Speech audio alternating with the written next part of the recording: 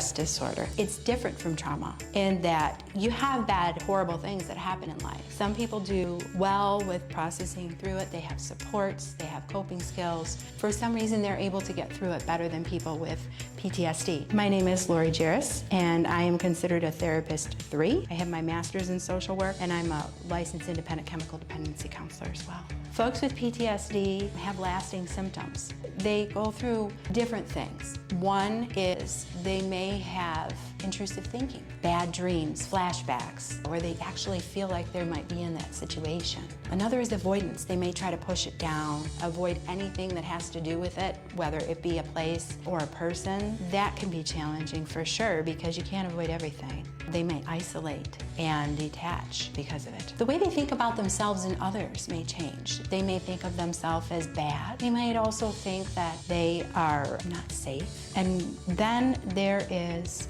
hyperarousal. They may have hypervigilance, where they may be looking around for the next thing that might hurt them. It impacts their life and their functioning. They're not able to just get over it. When you're dealing with a family member that is going through PTSD, creating a space for them to have a place to be who they are, personal space where they can go be with themselves if they need to. Try and respect their boundaries, not be too intrusive. But if they want to share, try and make yourself available. Definitely getting help from the outside is so critically important. There's tools out there that could be helpful that therapists and psychiatrists and even clergy can give to people. It's worth exploring, especially if you don't understand why you're feeling this way. Just knowing what it is might bring you peace. For families and for those experiencing PTSD, there are support groups out there. Rape Crisis Center has support groups. The VA has support groups. Domestic violence. NAMI is a great resource for getting support and support group information, for education, all of those things. Having that support is so critically important, not just in the doctor's office or a therapist's office or psychiatrist's office, but also from people who might be going through similar things and knowing they're not alone. It's not just military personnel. These are folks that are victims of crime.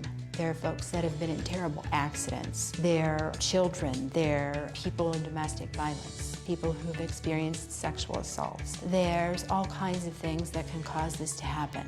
So it's not just people who are in the military that have PTSD. And for a lot of people, that's a breath of fresh air because they've been having these symptoms and they say, pull yourself up by your bootstraps, you'll get over it, you know, stop your complaining.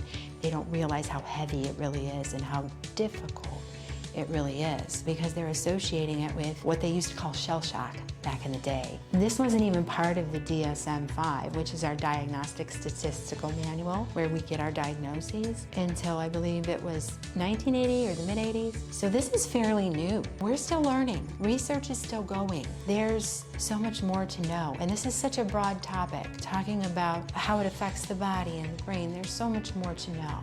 But there's great research out there, great information, and all you have to do is look for it. There's hope. You can do this. You've been through so much already, and you've survived. Now you can thrive, but you have to give yourself the chance to do that. There's hope. Give yourself that chance.